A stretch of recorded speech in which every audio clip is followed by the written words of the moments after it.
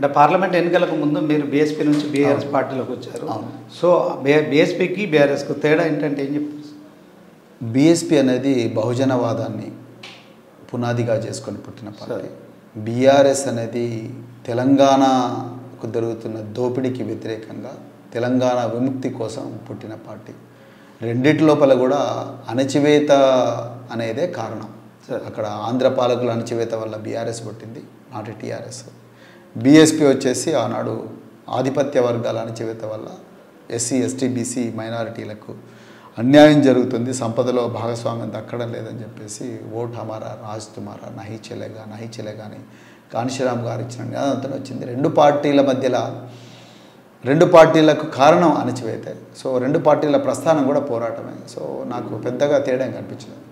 రెండు పార్టీలు కూడా క్యాడర్ బేస్డ్ పార్టీలు, రెండు పార్టీలు కూడా ఉద్యమాన్ని ఇరుసుగా చేసుకునే అధికారాన్ని కైవసం చేసుకున్నాయి. అంటే రెండు పార్టీలు కూడా సమాజానికి సంబంధించి రెండు పట్టాలు లాంటివి అంటారు అంతే. 100% తెలంగాణవాదం బహుజనవాదం రెండు కూడా అణచివేతకు వ్యతిరేకంగా పుట్టిన భావజాలాలే కాబట్టి అవి రెండింటికి కూడా భావసారూప్యత ఉంది. కాబట్టి ఏ విధంగా అయితే గంగా యమున, ఏ విధంగా అయితే ప్రాణహిత గోదావరి, ఏ విధంగా అయితే కృష్ణా తుంగభద్ర కలుస్తాయి, అదేవిధంగా బహుజనవాదం తెలంగాణవాదం కలవాలనే ఉద్దేశంతోనే నేను బీఎస్పీకి రాజీనామా చేసి స్వచ్ఛందంగా బీఆర్ఎస్లో చేరాను. సో ఈ మధ్య కాలంలో అంటే ఎంపీగా పోటీ చేశారు, కొంత మీరు ప్రజల ఆదరణ పొందగలిగారు, ఎన్నికల్లో ఓటమి పాలేదు. అయినప్పటికీ ప్రజలకు ఏం చేశారంటే ప్రవీణ్ కుమార్ ఏం చెప్తారు? ప్రజలకు ప్రవీణ్ కుమార్ వాళ్ళ గొంతుకగా నిలబడ్డాడు. నేను ఎక్కడ కూడా రాజీలేని పోరాటం చేస్తున్నా. కేసీఆర్ గారి నాయకత్వంలో, కేటీఆర్ గారి మార్గదర్శనంలో, అదేవిధంగా భారత రాష్ట్ర సమితి పార్టీ సభ్యుడిగా నేను ప్రజలకు ఎక్కడ సమస్య వచ్చినా కూడా నాకు వీలైనంత వరకు వాళ్ళ గొంతుకగా ఉంటున్నా. నేను అధికారిగా కూడా పీడిత ప్రజల పక్షంలోనే ఉన్నా. నేను బీఎస్పీలో ఉన్నా, పీడిత ప్రజల పక్షంలో ఉన్నా. ఈరోజు బీఆర్ఎస్లో కూడా పార్టీ నన్ను అదే పక్షాలకు చెందిన ప్రతినిధిగా, అదేవిధంగా ఆ పక్షాలకు ప్రజలకు ఎక్కడ సమస్యలు ఉన్నా కూడా అక్కడికి పోవడానికి నాకు అవకాశం కల్పిస్తుంది. నాకు చాలా సాటిస్ఫాక్షన్ ఉంది. ఏం చేశాననేది చరిత్ర నిర్ణయిస్తుంది. సార్ ఇప్పుడు టీఆర్ఎస్ పార్టీ అలియాస్ బీఆర్ఎస్ పార్టీలో కుటుంబ సభ్యులందరూ కూడా మరి కేసులకు సంబంధించిన విచారణలు ఎదుర్కొంటారు. ముందుగా మనం కవితను చూసుకున్నట్టయితే ఆమె లిక్కర్ స్కామ్లో తిహార్ జైలుకి వెళ్ళి వచ్చారు. తర్వాత కేటీఆర్ కూడా ఫార్ములా ఈరేస్ విషయంలో కూడా విచారణకు వెళ్ళారు. హరీష్ రావు గారు కూడా ఇప్పుడు జ్యుడిషియల్ కమిషన్ ముందు కూడా విచారణకు హాజరు. ఇప్పుడు కేసీఆర్, ఇవన్నీ పరిణామాలన్నింటి చూసుకుంటే బీఆర్ఎస్ పార్టీకి మరి రానున్న రోజుల్లో మనుగడ ఉంటుందంటారా?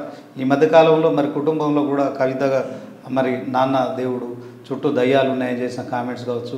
సో అటు కేసీఆర్కు ఏదైనా ప్రమాదం పొంచి ఉందంటారా ఇలాంటి విచారణల నేపథ్యంలో? కేసీఆర్ అనే ఒక నాయకుడు తెలంగాణ ఆవిర్భావానికి మూల కారకులు. అంటే తెలంగాణ జాతి మొత్తం కేసీఆర్ గారి కుటుంబమే. కేసీఆర్ గారికి ఎట్టి పరిస్థితుల్లో ఎవరి నుంచి కూడా ఎలాంటి హాని జరిగే అవకాశం లేదు. ఎందుకంటే తెలంగాణ సమాజం అంతా కూడా వారి చుట్టూ రక్షణ కవచంగా ఉంది. ఇక రెండవది మీరు అంటున్నారు కేసులు అంటున్నారు. ఈ కేసులన్నీ కూడా పార్టీ ఎదుగుదలను చూసి ఓర్వలేక బీజేపీ, కాంగ్రెస్లు రెండు కూడా కుమ్మక్కై కుట్ర పన్ని ఈ పార్టీ మీద పెట్టిన కేసులే తప్ప ఇవి నిలిచేవి కాదు. ఒక పోలీస్ ఆఫీసర్కి చెప్తున్నాను నేను, నిలిచేవి కాదు, నిలవ కూడా. దీనికి కేసీఆర్ గారు కానీ, కేటీఆర్ గారు కానీ, హరీష్ రావు గారు కానీ ఎవ్వరు కూడా భయపడే సవాలే లేదు. పార్టీ అంతా కూడా, తెలంగాణ సమాజం అంతా కూడా ఈ నాయకుల వెంటనే ఉన్నది. అందుకొరకు దాని గురించి మేము భయపడే సవాల్.